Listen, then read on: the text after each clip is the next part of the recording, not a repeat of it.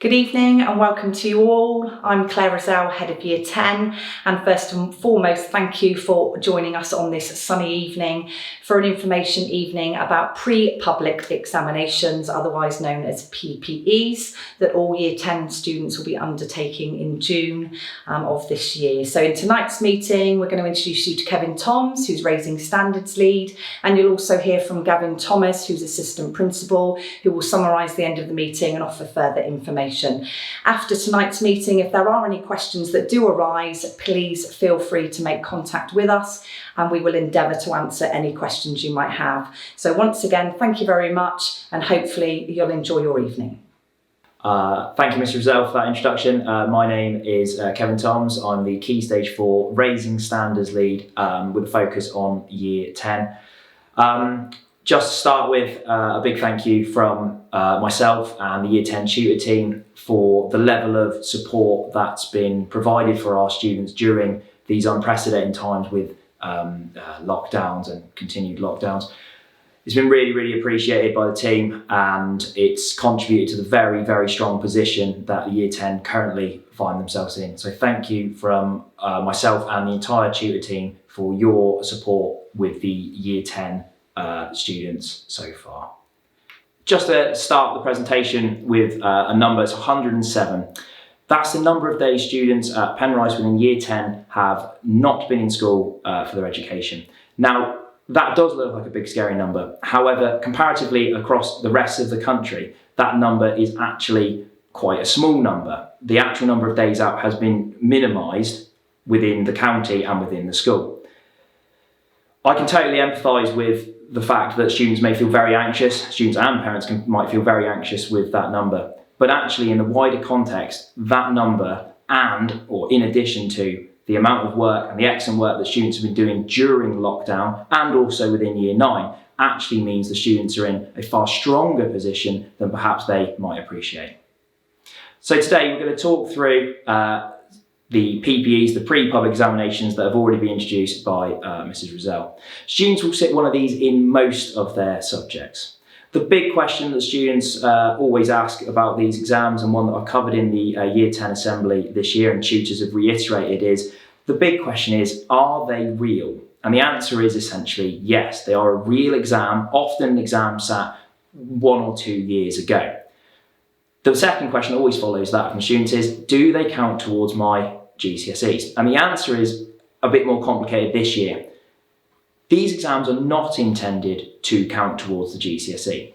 However, if terminal exams do not run next year, which obviously we're all hopeful that they will, there may be a need to use this evidence from these exams to inform teachers' decision making. My job is to best prepare those students for the terminal examinations that would commence in 2022. An additional question that has come up this week during both the assembly and form times is, will I get my exam dispensation? And the answer is that process of identifying students for exam dispensation is currently ongoing. That process will continue up to the PPEs, during the PPEs and after the PPEs to make sure that we are putting the best support in place for our students at Penrice. The PPEs fit into the overall yearly plan of the 3 A's: aspiration, ambition and action. At this stage of the year, we are now looking towards the action element. What are we going to do as a school? And what are the students going to be, or what are we going to ask the students to do to best prepare them for the PPE and the terminal exams for next year? The plan here at Penrice is a very, very simple one. The plan is to use students' time in school the most effective we can. Now that's not really a new plan as such, but the fallout of the lockdown has given us the opportunity to look at some of our systems and make sure they are the best they can be to prepare the students for their PPEs and also their exams in 2022. So looking at the plan in a bit more detail, next week there will be walking, talking mocks in school. Walking, talking mocks often can cause quite a lot of anxiety in the build up to them. But the reality is, and what's been expressed to students this week, is that this process really is a fantastic opportunity for them to best prepare for their exams.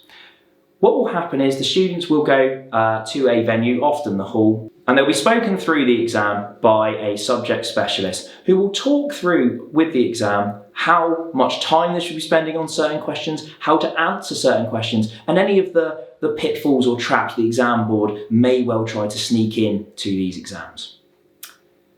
The students are going to be provided a timetable for the walking talking mock tomorrow, with the first one starting on Monday, which is mathematics. Students who have completed exams and left Penrice have said that the walking talking mocks were amongst the most important steps that they took to best prepare themselves for the PPE, and they felt reassured after the event. I might express it like this. I expressed it like this within the assembly to the Year 10 students, that this is essentially similar to the way they learnt to walk.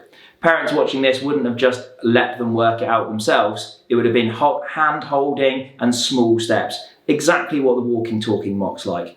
The teachers will take the students through very, very slowly and show them this is how you answer the real exam. It's not a real exam, the walking talking mock, and the data will only be used internally. It's a fantastic opportunity for them to refine their exam technique. The walking talking mocks run each year, but this year we're making a change to the tutor time. On the backdrop of the plan to make sure we're using students' time in school most effectively, tutor time is going to be changed to include study skill sessions. These sessions aim to best prepare students for the PPEs by talking through revision strategies, methods for revision, and also looking at how we can reframe that process of revision, something that I'll come back to later in the presentation. We're currently working on this now, and the 2 weekly plan can be shown up on the board with study skills in bold on Wednesdays and Thursdays. Students completed 2 of those sessions already and will complete 2 more next week to try to give them insight on how to prepare for these exams. A slightly more radical change that we're going to make this year on the backdrop of those 107 days outside of school is to incorporate a more academic focus within form time.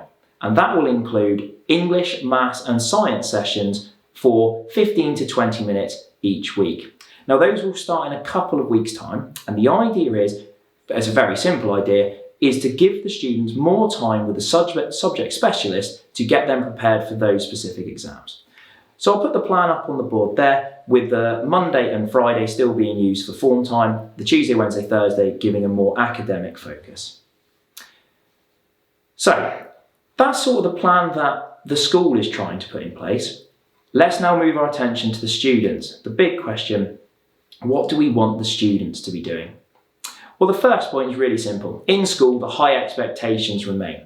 Those high expectations have contributed to the exam success here in the past at Penrice, and we want to make sure that continues, particularly on the backdrop of those 107 days of impacted learning.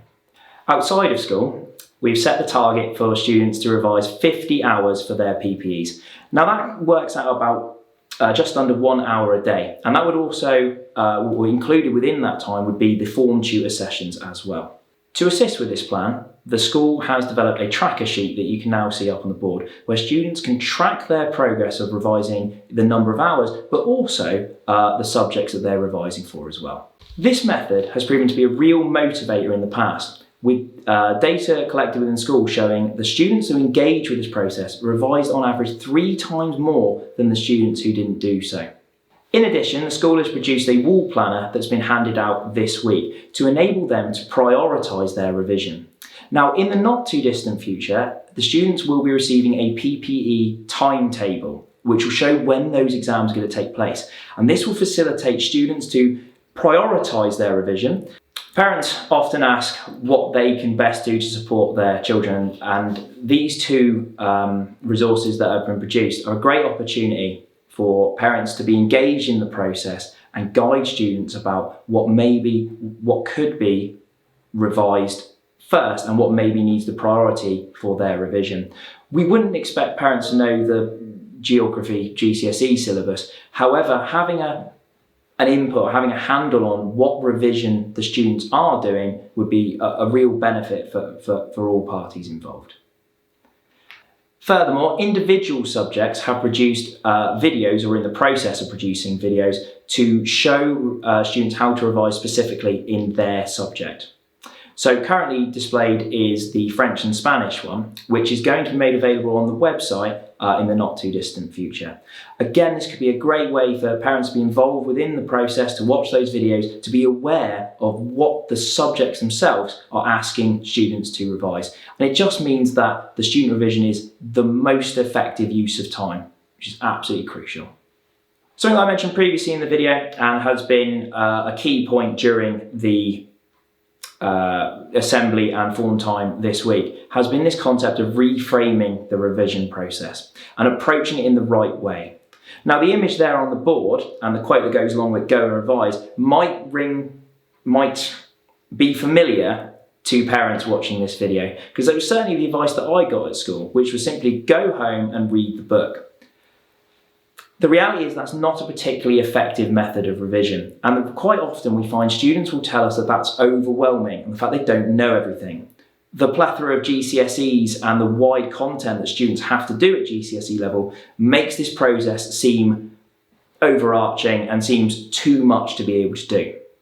With that in mind, we've introduced this week the concept of the Super Mario effect or the Fall Guys effect, where we reframe that revision process away from a case of this is so much, I can't possibly do this, into a position where you're learning from the mistakes that you're making during the revision. Taking the Super Mario effect quite literally, the first time you jump the Italian plumber into a hole, you don't put the controller down and walk away forever. You learn from those mistakes, and it could also be considered to be a first attempt in learning process. The evidence is out there that empirically more revision will be done by the students who take that approach, and it will contribute to that revision tracker that was mentioned earlier and the research that was done in school. At this point, I'd like to pass over to Mr. Thomas. Hello, my name is Mr. Thomas. I'm Assistant Principal and Raising Standards Lead across the school, and in that role I will be working with the students of the class of 2022, that's you guys, for the next academic year and taking you right through to your end exams at the end of year 11. Now, there's been a large amount of information tonight, and this will be complemented further by the additional information in the subject-specific videos that are being released alongside this information video. At the start of year 11, we always hold a progress evening where parents and students get to come in and speak to the individual subject teachers who will be taking them through year 11 to talk about the PPEs, what we're preparing for now, the results of them, what those results means, and therefore making a plan to take them through and successfully through year 11. Now, this will happen again this year, but what we are aware of is due to the pandemic and school closures, we haven't had an evening like that for year 10, where you've had the opportunity to formally speak to your teachers. For many, the information provided tonight and the videos that I've just talked about, the subject-specific ones, will be enough information to get you through to through the PPEs and into the start of year 11. However, we are given the opportunity, if anyone does feel like it's really important that they speak to any individual subject teachers now, we're giving you the opportunity to do that through phone calls, one-to-one phone calls with subject teachers, which will be made on Thursday the 12th of May. Now, in order to do that, we're releasing an online form, and we'll be sending out a link to that form tomorrow morning, so you can log on, request which teacher you want to speak to, fill that in, and we will be arranging that. So that's it from me now. I just want to finish by wishing Year 10 all the best for this process and just giving you a couple of reminders based on the information tonight. Firstly, I want to reiterate that message from Mr. Toms, to really go for it without fear of failing.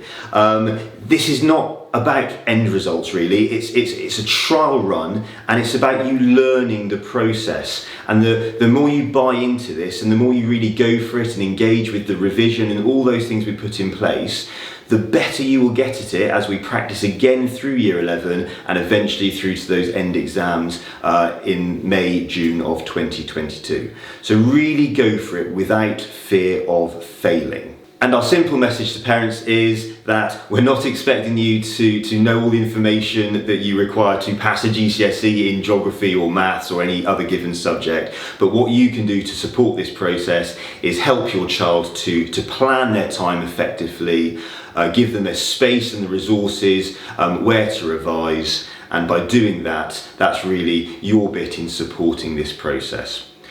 As we always say, if you've got any questions or queries, if you need any support at all, please email us. Your tutors, your sons and daughters' tutors are there ready to ask any questions, and also myself or Mr. Toms, if you wanted to email us directly as well, we are there to support throughout this entire process. So as I said, Year 10, wish you all the best and good luck with your revision.